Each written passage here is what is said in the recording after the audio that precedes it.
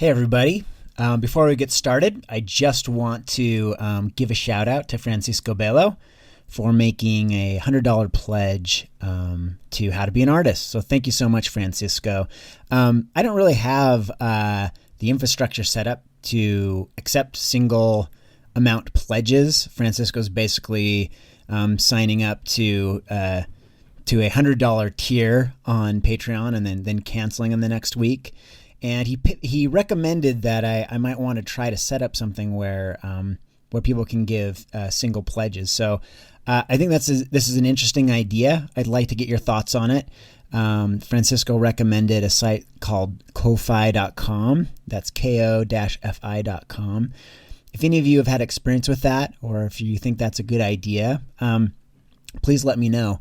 You can send me messages at contact@brandondayton.com.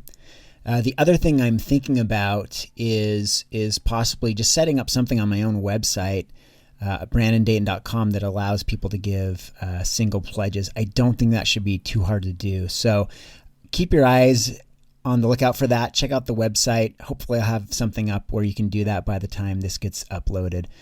And yeah, let me know by email, or if this is on YouTube, you can always leave something in the comments. Let me know what you think about leaving kind of one-time pledges. The other thing to consider, and I've mentioned this before, is, if you're going to pay me some money to support what I do, you might as well have me make you some art. So I love to do commissions. So another really fantastic way that you can support this podcast is to just order a commission on my website. Go to my website. There should be a link there for commissions, and I basically will draw whatever you want me to draw, and I'll try to make it amazing. How to be an artist. Step 12. Oh, brother, where art thou? Part 3 with guest Adrian Dayton. I don't always jump right into the podcast, and it's different because we're like brothers, so this is a little bit less of an issue. But I usually allow for a little bit of time at the beginning. Just to have some banter before. Have some banter. Yeah. I don't know how necessary that's going to be for us. Well, I guess the one thing I should just bring up, because it's just kind of thrown me off, is that in different parts of our lives, we have these different we have these personas, right? Yes. And so for me, it's my professional marketing entrepreneur persona is this high energy, intellectual with a sense of humor. But I mean, the energy is over the top. It's like an announcer of a football game. You know what I mean? Do you feel like you need to do that for this? Well, no, that, but that's what's that, but that's what's weird, right? I mean, when I have a conversation, just a normal conversation with you, I hope you never feel like I'm over, right? Right. It's it's like we had these friends in high school that got into drama and they couldn't turn it off. Right. But so I've been thinking about it, and it's well, it's so weird to just have a normal conversation and there's no objective, right? I don't have an audience I'm trying to persuade or I'm trying to inspire towards action. And that's just out of the ordinary for me, right? This is the third one I've done with one of our brothers, and I think what's interesting though is I think that goes on a little bit regardless of what conversation you're having with anyone. You're always kind of crafting a persona, and that's not a dishonest thing. I mean, that's just what sane, healthy people do when you interact with people. You even if it's subconsciously, you kind of craft a persona that matches the situation. Yeah. And it's interesting that just this container of doing a podcast is this kind of this unique way to interact with people you already know. I had these two conversations with our other brothers, and it was just oh wow, that was totally different than any other conversation I've ever had with them, just because of the way that it being a podcast kind of shapes things. Yeah. So is that kind of when you're having a conversation with somebody in a restaurant and there's some pretty girls at the next table and they can kind of hear you. And so you just talk a little bit differently because you care about the impression of these strangers have about you based on what you say, right? even if it's subconscious, right? Like there's this subconscious awareness. Yeah. Like you make, it's a little bit like you that. make a good joke to your friend and it's like, you're even more satisfied because someone might have heard it that's a stranger, right? Kind of thing. Yeah, exactly. So, and I don't know about this. This is interesting. Part of it is just like how intentional it is, and just like I guess even though it's open ended, that it's the objectives are more clear. Like sometimes when you're talking on the phone, it's kind of like I'm not sure. Like, should I be talking right now? Am I supposed to be listening right now? Yeah. But well, yeah. Anyway. Yeah. I mean, it's interesting, especially if I talk about, like if you and I have a conversation on the phone. I mean, when I was in Buffalo, it was a little bit different. When I was in Buffalo, when I would call to have a conversation with you on the phone, if you were like available and like had time, then you would kind of move into a place where it's like, oh, it's my brother. We never get to talk. We're going to have some time and have like a real conversation. Yeah. Whereas like, I feel like now that I'm back, when you and I hike, we have those conversations. But if I call you on the phone, it's like, what's the purpose of your call? Right? I mean, I don't mean like you're being, I don't mean that it's like all business. I just mean like, you're always going to prefer to have a conversation with me in person. Right. Whereas like when we live far apart, we didn't have that. So we just had to do it on the phone. Whereas like you prefer to have a real conversation as opposed to a, kind of, I don't know, as opposed to, part of that is like, I just have kind of anxieties about talking on the phone. So a lot of times it is just a matter of me just kind of being overwhelmed kind of by the confusion of like, is it okay for me to talk?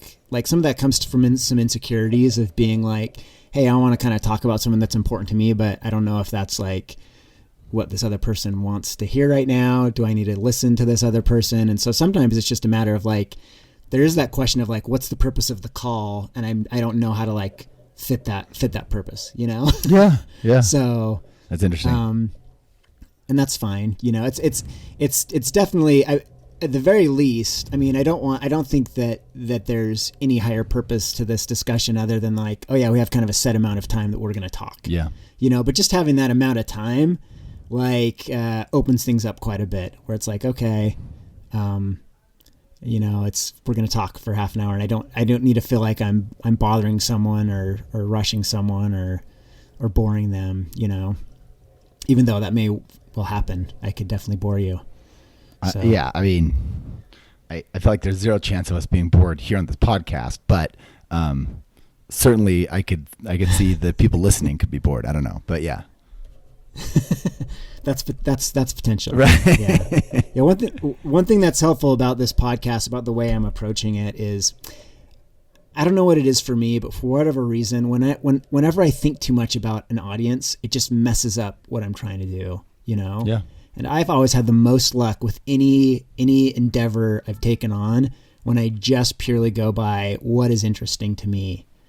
So I think other people, I mean, as these podcasts start coming out, other people may be kind of like, well, there's kind of like a weird selection of things I'm choosing to talk about. But I don't know. I mean, in some ways it's me being very experimental, of being like, I'm just going to try whatever's interesting and see what hits, But also really, I don't think I have any desire for this ever to be some sort of commercial venture.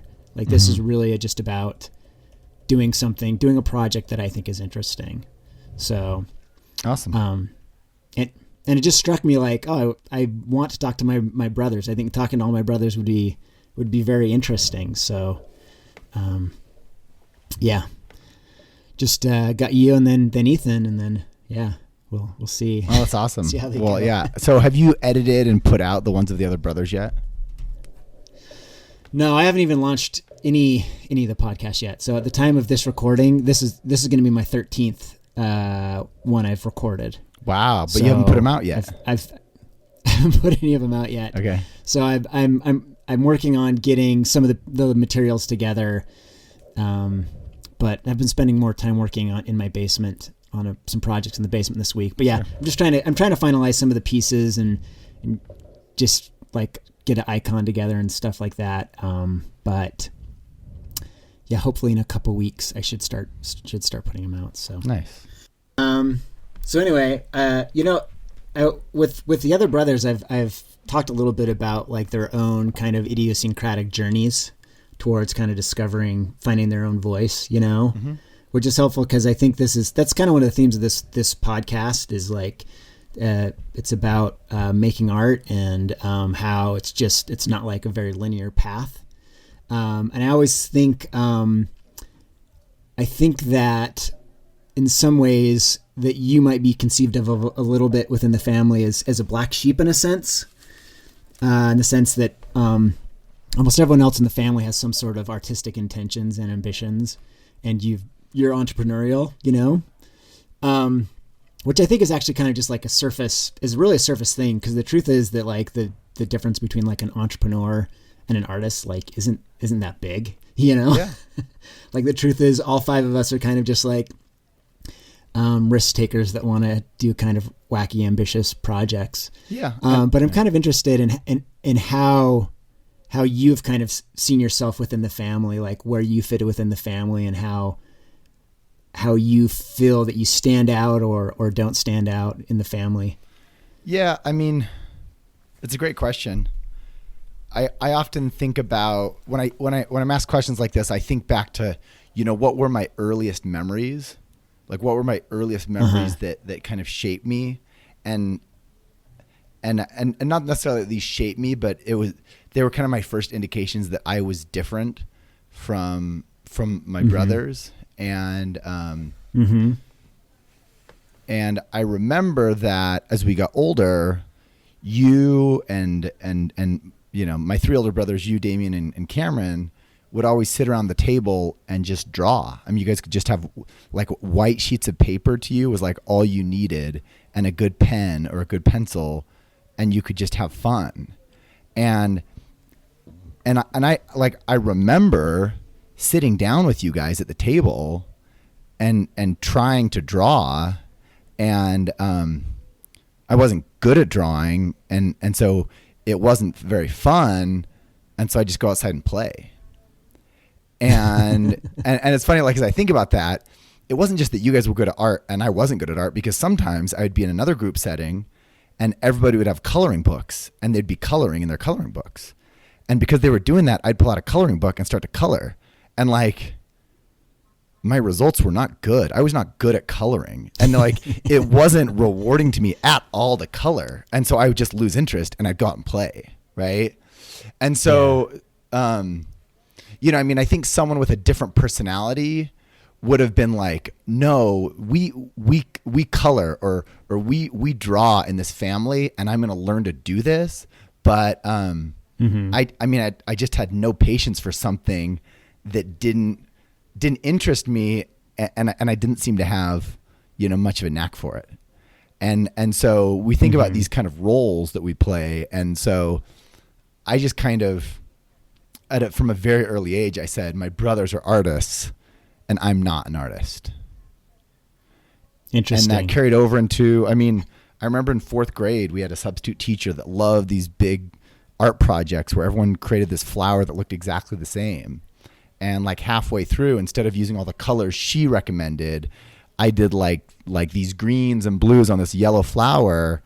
And I wasn't being artistic. I was just being rebellious. Right. It's not that I felt like it should be other colors. It's just that I was like, this might get me some attention. Right. Because the quality of my art never did, And so, that being said, I just felt like I wasn't an artist, but I always felt very creative. And when we were kids and we were imagining, or we were creating, stories or imagining our own worlds, or, I love the imagination. And I remember talking to Cameron because he was like I just remember him just this amazing artist, amazing at drawing. And I would say to Cameron, like, well, I see the pictures I want to draw. Like, I see exactly what you guys see. I just can't create that with my drawing. Yeah. Yeah. That's interesting. It's interesting too, growing up with you, that we aren't I mean, at least as far as like art is concerned and ideas are concerned, like we aren't that dissimilar either. It's not like you definitely are more into sports than any of the rest of us, Yeah. as far as enjoying watching sports. So that's a little bit different. But I mean, as far as like movies, art, books, ideas, like we all kind of share that same stuff in common, Right. Right. I mean, obviously there's always going to be a little bit of diversity, but when I think of you, I think in some ways you are one of the most open. I hope the other brothers don't take this the wrong way, but sometimes you're the most open to like out there ideas. Like sometimes I'm like, oh, there's some really out there idea. And I'm like, oh, I think Adrian would find this really interesting, Yeah. I mean, I think part of being an entrepreneur, I mean, even the parts of my life where I haven't been pursuing entrepreneurship, I've always had a really hard time with kind of rigid structures that are like top down. I mean, I remember by the time I got to law school, I mean, when I was in college, it was like, okay, I have to play the game. And the game in college is you study hard, you get good grades, and that gives you good opportunities for internships, and it gives you good opportunities for graduate school. And look, like that may be objectively true, but once you get out of college, you realize that the vast majority of the very, very successful people picked a totally different path. And the only thing that shows that they're successful is their actual achievements, right? And so when I got to law school, it was like, oh, who's going to be in the top 10% of the class? Who's going to have the best class ranking? And I did well in law school because I loved it and I worked hard. I wasn't in the top 10%, but even from the first semester, I was like, I'm not really interested in playing this game of having this institution determine, giving me like a badge to say you're successful or you're not successful, because I know however I graduate, like I know I'm going to pass. Whatever I do next, like that's going to determine if I'm successful or not. And so, I think that was always my perspective, is that, entrepreneurship gives you unlimited potential because you think differently than everybody else and you don't fit into their framework. And so I think that might be why when I hear like, what you call like an out there idea, I'm always like, oh, well, maybe that's a way to think about it. People aren't thinking about, not that I always want to find a way to like make money off something, but it's about, it's about figuring things out in a different way, and that kind of creative thinking. And I've just always loved that. I mean, I think that's partly why I love having conversations with you and all of our brothers, is because, I think we all think about things, I don't know, in a more intense way than the average person that I might have a conversation with. Yeah, one thing I think I really identify with is this feeling of like, okay, there's these certain rules about the way things should be done, and I'm really bad at being successful within that rule set. Yeah. And to be like, okay, well, I'm going to go out and kind of like, I need to prove myself outside of that rule set. That's kind of the way that I've thought about living my life, is like, okay, I need to kind of make a mark for myself kind of on my own or by my own rules. But I kind of think back, and I think it's kind of like, I even think about it, I'm like, why was it that Adrian chose to go to law school? Like, I think that's an interesting decision. But I do think part of your arc is, and this isn't something I've really thought about till now, is kind of this, I think for a while there was this idea of, oh, here's the path I should be taking. And then at some point you decided, wait a second, I need to just kind of figure out my own thing. I mean, is that kind of accurate? Yeah. I mean, and I'll tell you the exact moment that I knew I needed to go to law school. And literally there was a moment, and the moment before that, I had no interest in law school. And the moment after, I was like, sure, I was going to law school. I've never shared this with you before, Brandon? Maybe not. Well, yeah. So first off, when I went to college, I had like a very clear plan of how I was going to live within the system, and follow the man's rules, whatever. Right. I was going to get a really high GPA at BYU in economics. And I picked if I decided physics, I would have had no chance of graduating with good grades.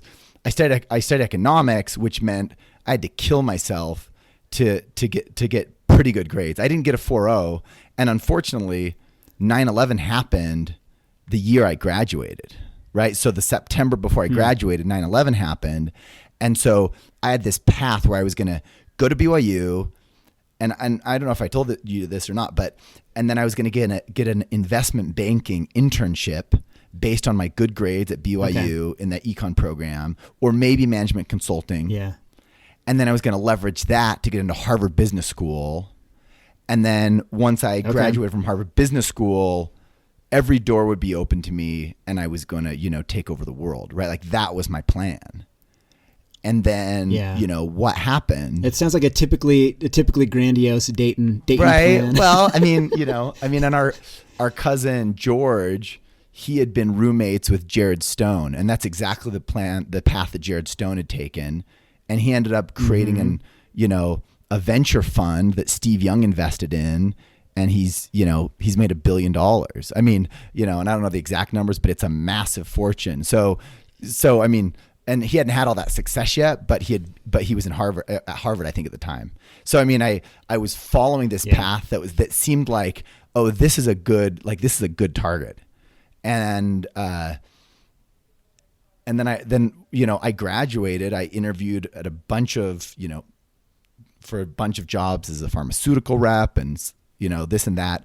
Didn't get any of the jobs, even though I had multiple rounds of interviews. And I graduated with no job and with no prospects. And literally I said to my friend Talmadge, let's take my car, let's drive to New York City and just we'll just find our future in New York. Like literally I was a week away from doing that.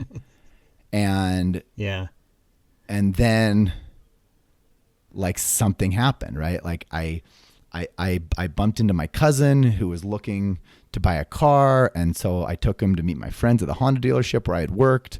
And he told me about this opportunity to start an import company. And so I started this company, and and I put together some deals. And like, a month later, I put together a single importing deal that was worth almost $250,000 and had, a 50% profit margin.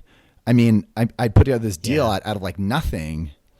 And I think until I had done that deal, I don't think I even thought of myself as an entrepreneur. But I just realized I've made a year's salary in a month.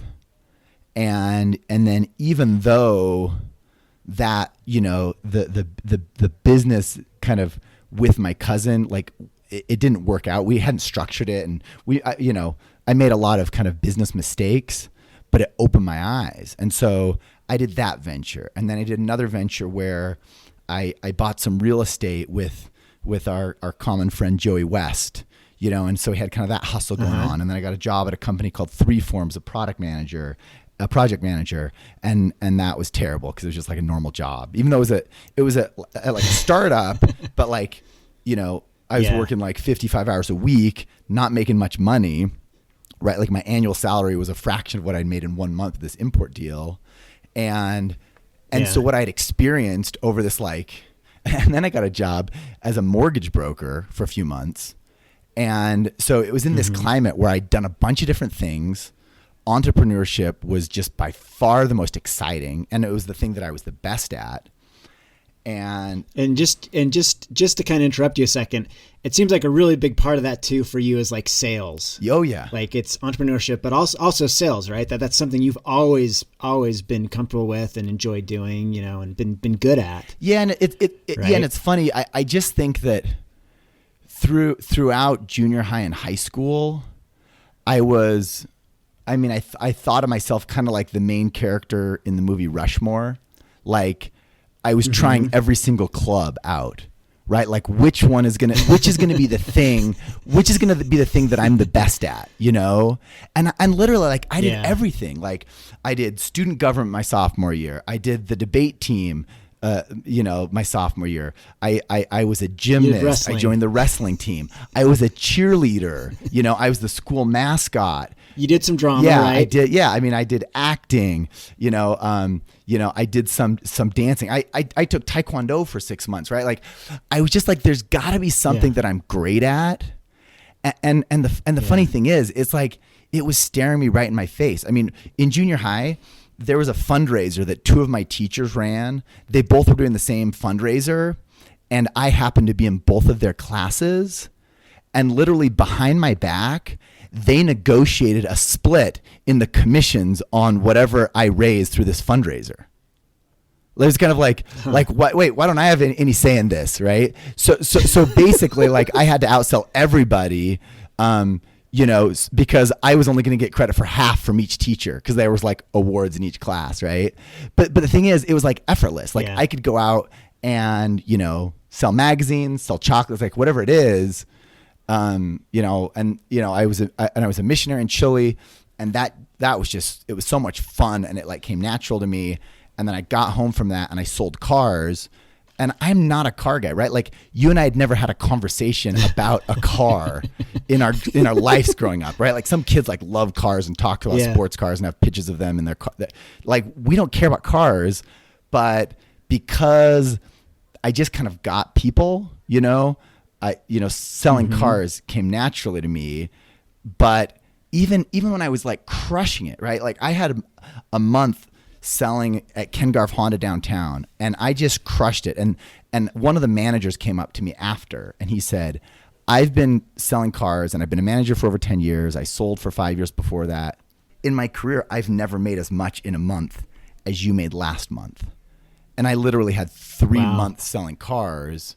And instead of me realizing like, wow, this might be my special or unique ability, I honestly was just like embarrassed that when I met girls, because I'm trying to get married and date, that I had to tell them I was a car salesman, right? Like I just took it like embarrassed me to tell people that I sold cars, right?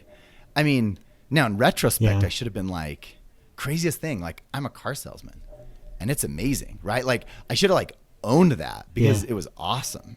And just been like, and I'm really good at it. I don't even like cars, but I'm good at selling them. Right. Right. I mean, I should have used it. I was great. And I was great at selling cars because I was so unassuming, right? I would tell people like, hey, I'm just an economics student. This is like a summer job. So like, let me help you. I'll do whatever I can to make sure you're happy. And people just loved that because it was disarming, and then I'd wait to, the perfect moment, and then I'd close the deal. Right.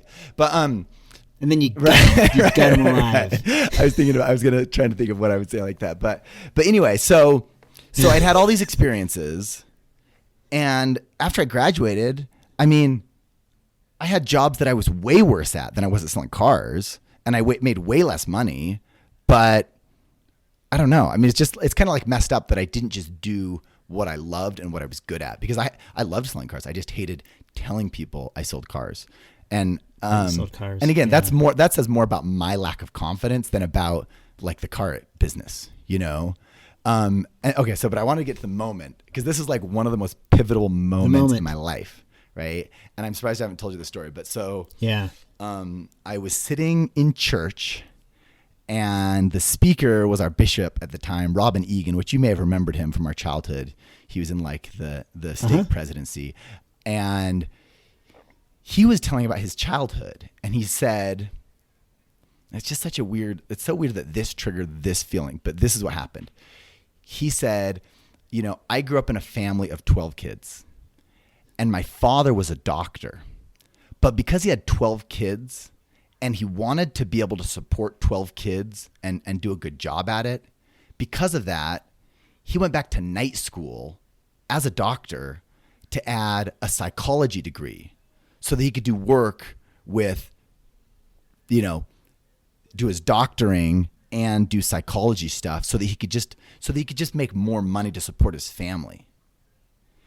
And I don't know why it caused this reaction in me, but it was like this lightning bolt in my head that was like, you need to go to law school, because right now you sometimes make a lot of money, you sometimes make a little bit of money, but more education is going to put you on another level where you can constantly provide for whoever your future wife is and family.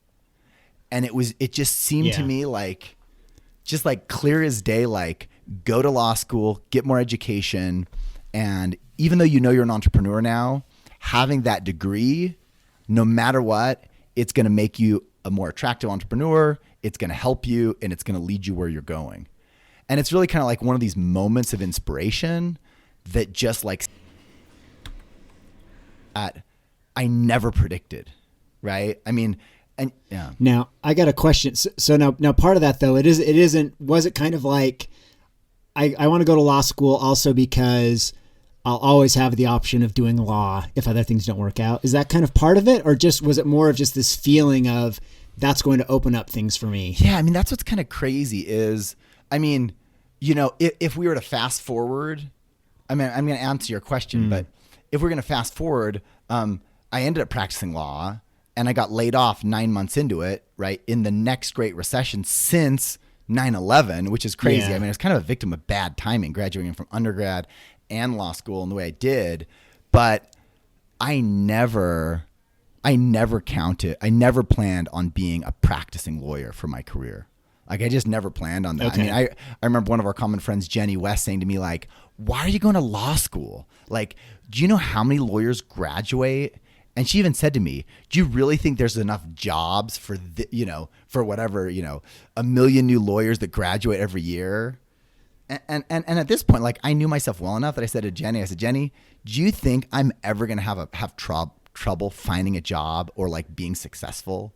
And she's like, well, no, you'll be fine, but I just, through a lot of law school, I just would tell people, I'm going to do business with my law degree. I did well enough though, that I got offered, I ended up getting married, Natalie and I got married my first year of law school. And so I got really good grades. And so I was getting job offers and I got summer internship jobs. And these summer internship jobs you get in law school, they're called summer associate jobs. Basically, the law firms pay you as if you're a full-time graduate of law school, and it's their way to lock you in to joining their firm after you graduate. So, I mean, some of my best friends that were doing summer associate jobs in New York City, they were making $3-4 grand a week, and they're still in law school, right? As summer associates. In Buffalo, I think I was making, maybe $1,200 to $1,500 a week, but even still, right? For someone that hasn't even graduated yet, like that was great money. So of course I took that job, and, being at a big firm was kind of cool, kind of fed my ego, right? It's kind of ironic. Like I freaking hated that job, but I would tell everyone, oh yeah, I work at a big firm, right? And it's just like, it's like so many things in life, right? Like so often the things that we love, we may sometimes be embarrassed by, and sometimes the things that we hate, we're proud to share with people, it's like, it's kind of funny is I have kind of that experience. I remember that experience very like saliently, like when I was working at Disney, just being like, oh, this is an impressive thing to tell people. I work at Disney, like people are impressed by that, but at the same time, just having this like kind of icky feeling that like, it's just like a job though. And that's not to say like, there's so many great things I got out of working out at Disney, but like, I wasn't like in love with doing that work at the time, And so anyway, that was one of those cases where I definitely felt that way. Like the exterior kind of persona didn't match how I actually felt about what I was doing. Yeah. And I think this is part of, speaking of my wife, Natalie, she's calling me right now. I need to let her know I'm getting interviewed on a podcast. Just don't tell her it's me, because she's going to think it's not important. Yeah, just going to be like, it's a business thing. Yeah, but what it got me thinking about is, because one thing you said at the beginning is it's been interesting to learn about, your brothers and how they became kind of comfortable in their own skin. And there's a class at the gym at the rec center nearby, Conwood Heights Rec Center, and it's called High Fitness. And did I tell you about this, Brandon?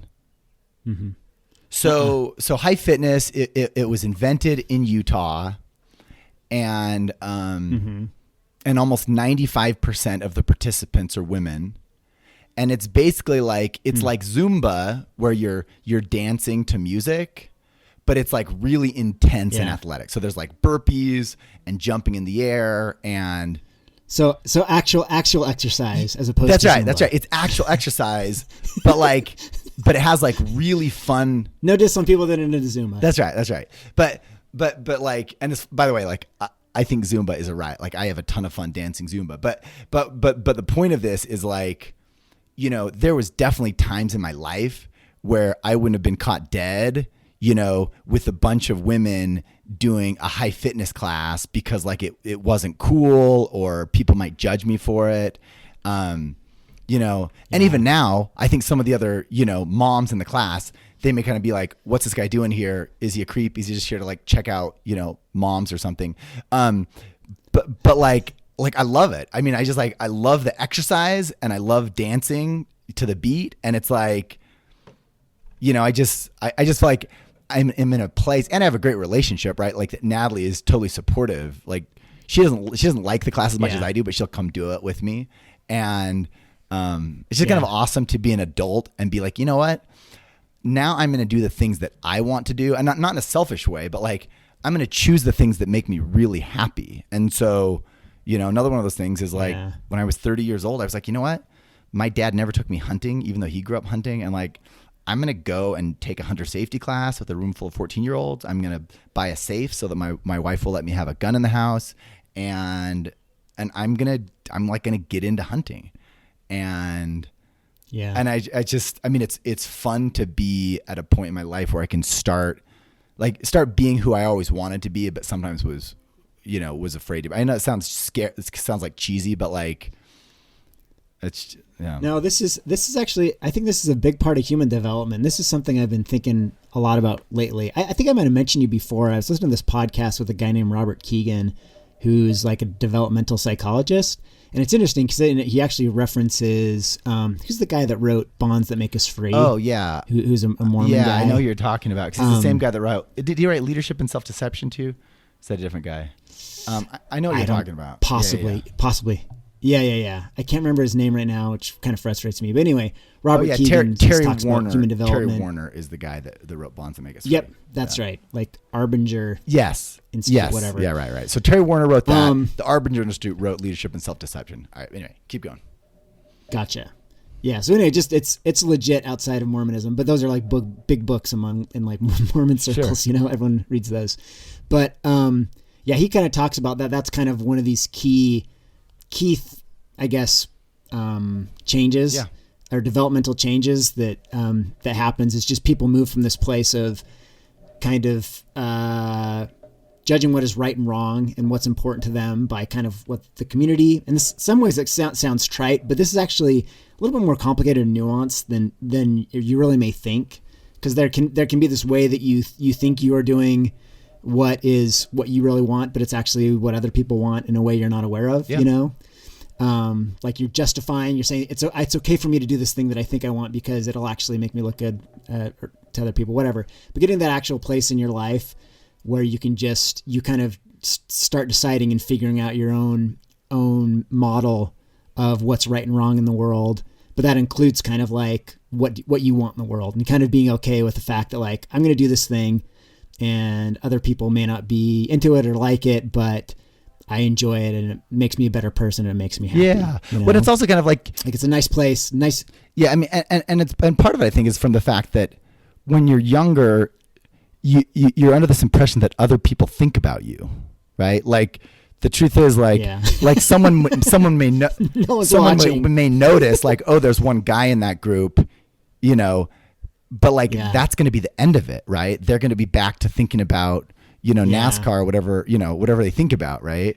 And, just themselves, worrying about themselves and what other people think about them. Like, yeah. And I don't want to say that like I've overcome that, because I certainly have my own insecurities and everything else that I still deal with, but, sure. But it's nice to kind of own some things that you love, regardless of, you know, how other people perceive it.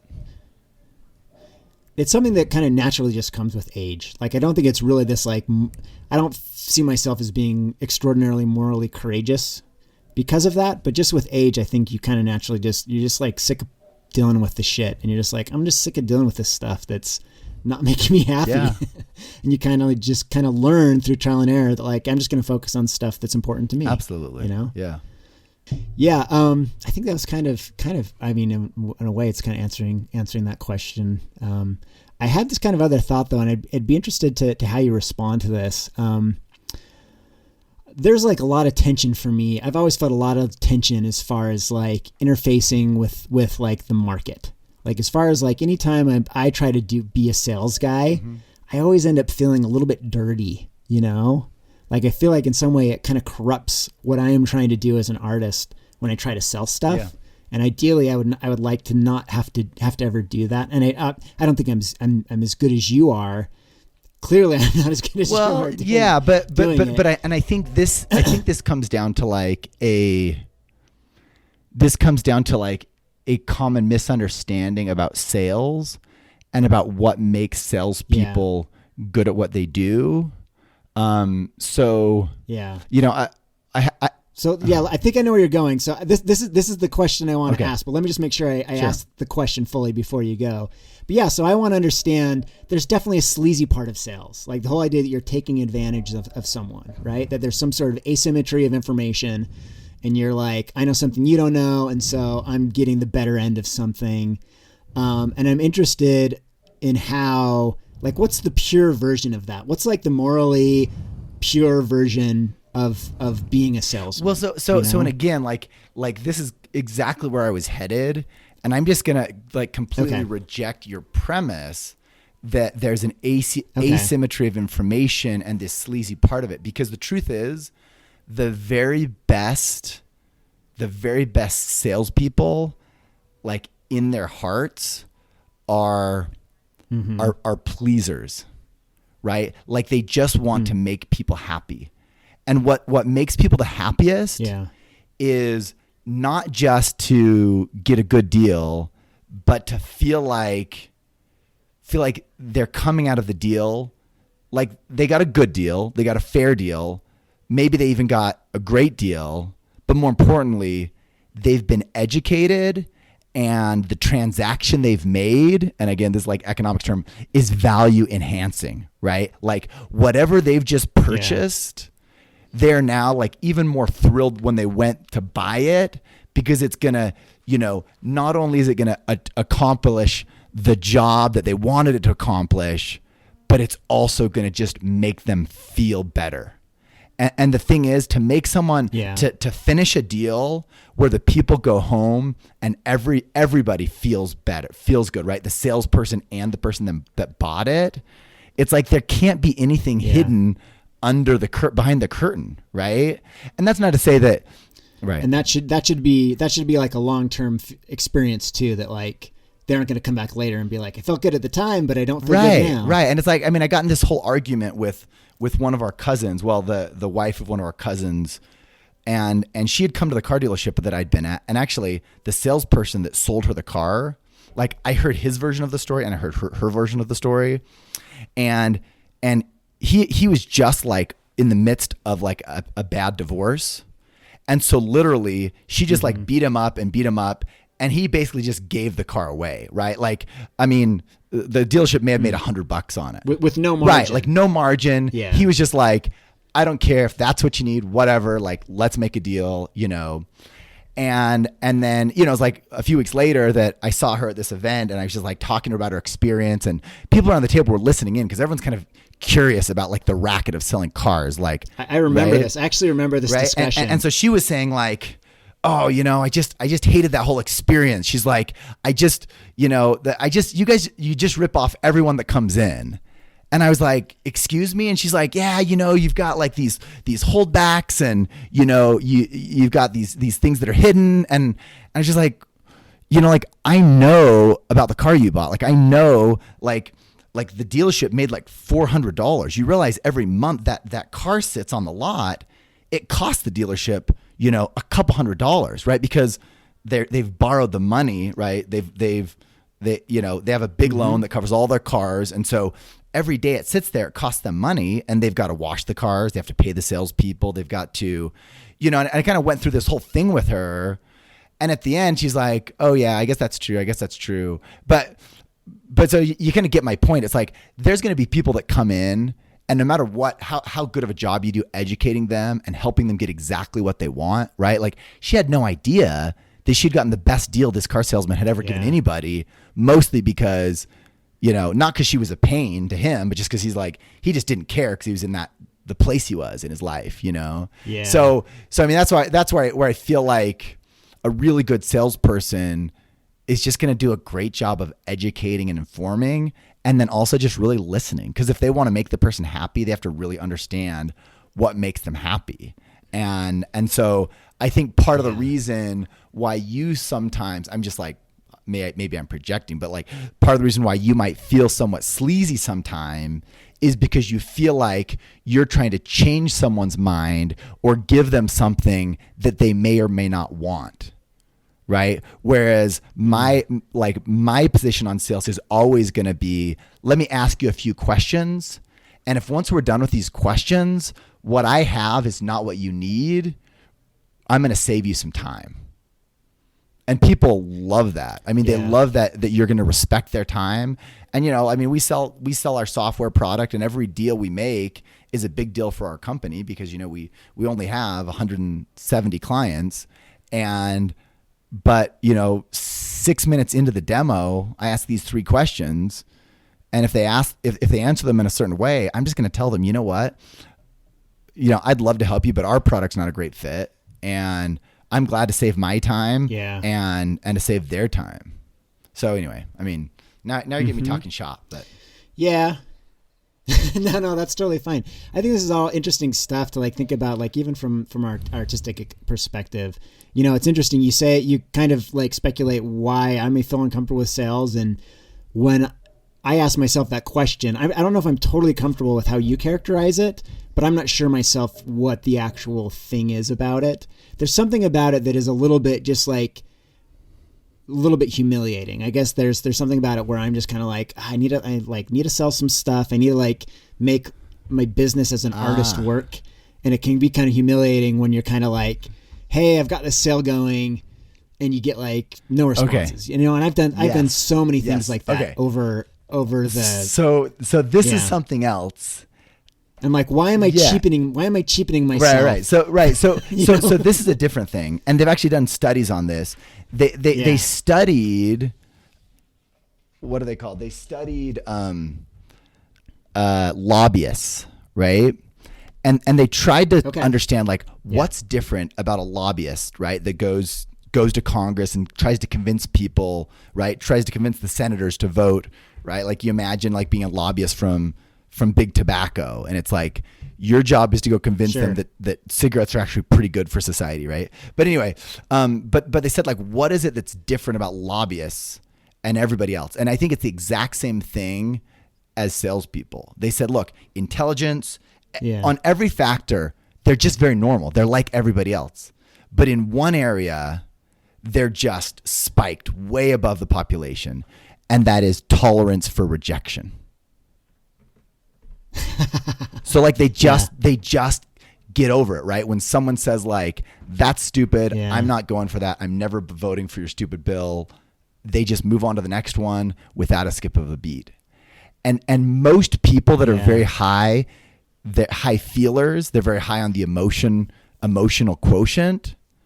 They don't have a high tolerance for rejection. Even if they're really great at connecting with people, it's that same ability to be really great at connecting with people that breaks their heart when they can't make a deal, right? Or when they get a door shut in their face. Yeah. And so yeah. Oh, I definitely relate to that. I think lots of artists probably relate to that. Oh yeah.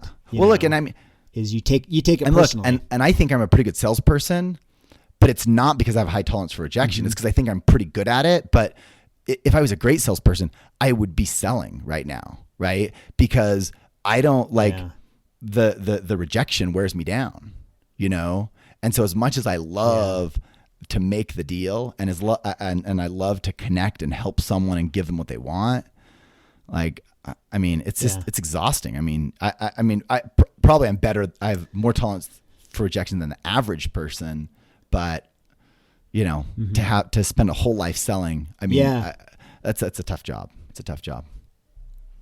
Yeah. So this, to kind of give you an example of my most recent experience with this. And so is when I published Green Monk, and I decided, okay, I got to promote it. Here's the promotional plan I have.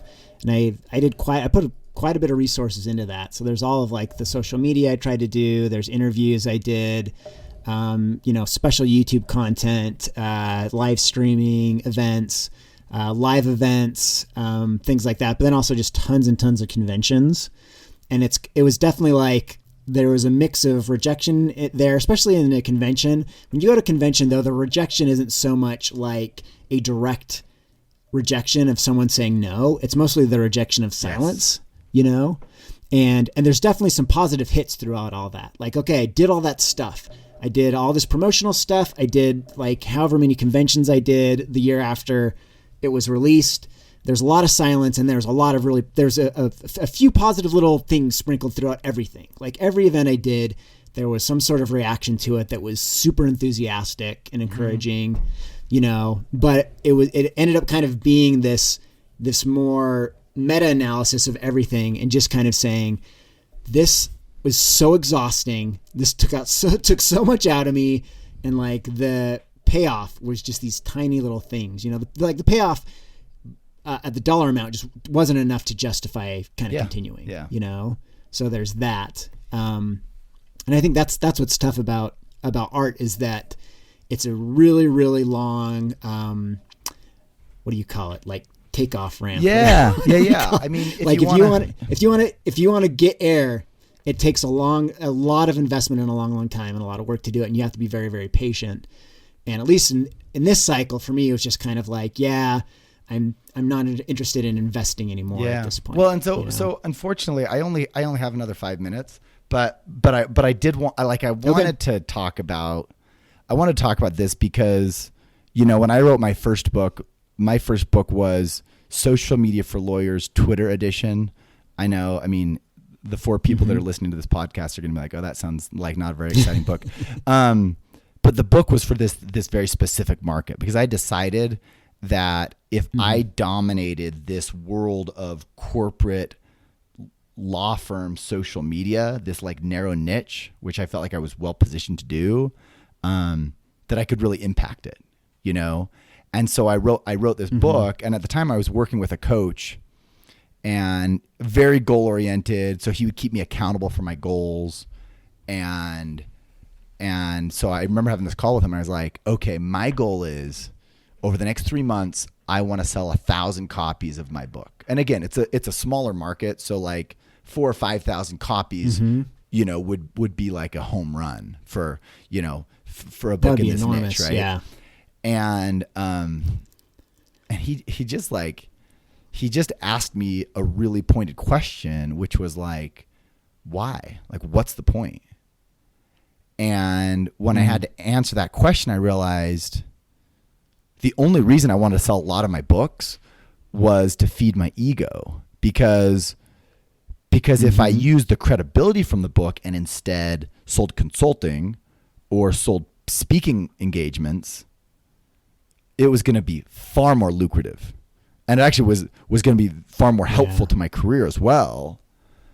And so like I got it, and I was like, you know what? Yeah, I'm done selling. I don't sell books, right? Like I never went into this to sell books.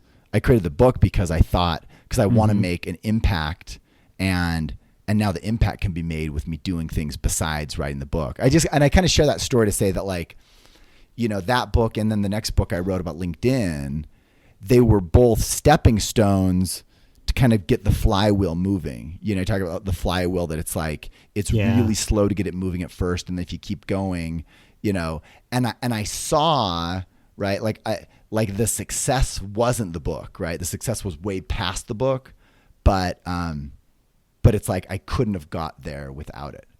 And so, yeah. I mean, that's how I think about, I loved writing those books, and I think I'll write a couple more books in my life, but it was never about the book. Yeah, I think one of the things that strikes me there is that you talk about getting the flywheel going.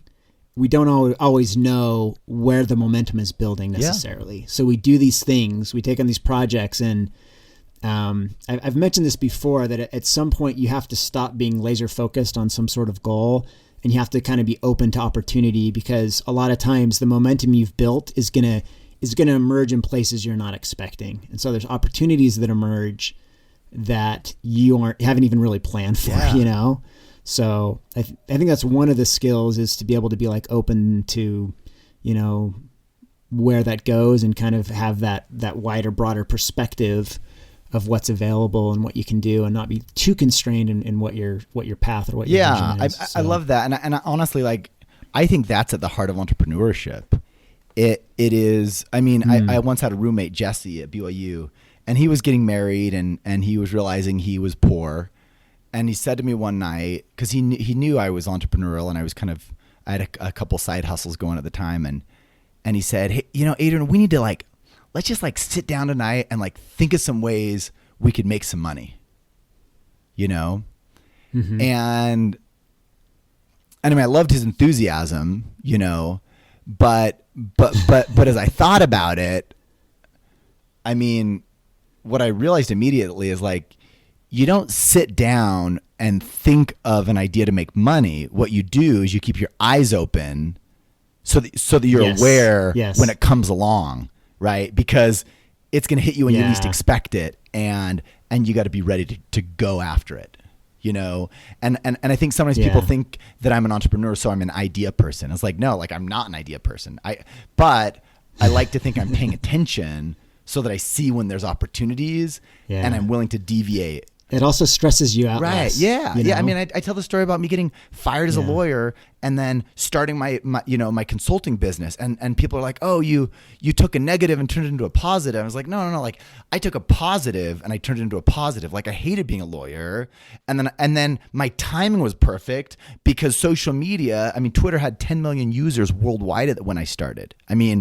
Could there have ever been a better time to get fired and to go all in on social, right? And I think that's the way we need to think about opportunity and entrepreneurship. Well, and even just about our lives is the best chances we're going to have, the best chances for adventure, for excitement, for fulfillment, they're going to come when we least expect it. So it's we just have to realize it. If that's our goal, then we just have to be ready for it. Yeah. It's funny. I think it's telling of our culture that people use the word reactionary as a pejorative so often. And yet, I'm just thinking about, it just crosses my mind in Avatar, when he's kind of advised to find an earthbending teacher, he's told, find someone that waits and listens, and that's how he finds Toph. And that's because she's someone that waits and listens, and then she reacts, and that's also within martial arts.